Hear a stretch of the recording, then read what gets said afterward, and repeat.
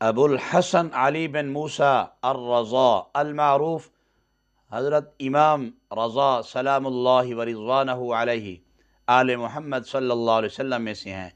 خون کی صفائی اور نئے خون کی پیدائش کے لیے ان کا نسخہ ہے۔ وہ فرماتے ہیں صبح ناشتہ میں شہد کے استعمال کو معمول بنا لیں۔ قرآن مجید میں اللہ رب العزت نے فرمایا ہے شہد میں شفا ہے۔ جدید طب نے شہد کے متعلق یہاں تک کہا ہے موت کے علاوہ شہد میں ہر بیماری کا علاج ہے۔ شہد پر کی گئی تحقیق کے مطابق اس میں معدنیات، potassium, magnesium, calcium, sodium chlorine, sulphur iron اور فاسفورس پائی جاتی ہے۔ شہد میں مہلک جراثیم ختم کرنے کی صلاحیت موجود ہے۔ ہمہ قسمی وٹامن پائے جاتے ہیں۔ ایک جدید تحقیق کے مطابق زیادہ تر جسم میں خون کی کمی آئرن کم ہونے سے ہوتی ہے۔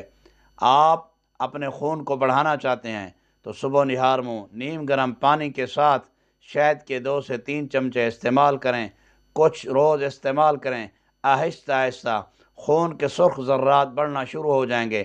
اسی طرح شربت فولاد کرشی اور اکسیر جگر سیرپ کرشی کی 2 چمچ صبح دوپہر شام استعمال کریں۔ اگر 10 سال سے کم عمر بچے ہوں تو 1 چمچ صبح دوپہر شام استعمال کریں۔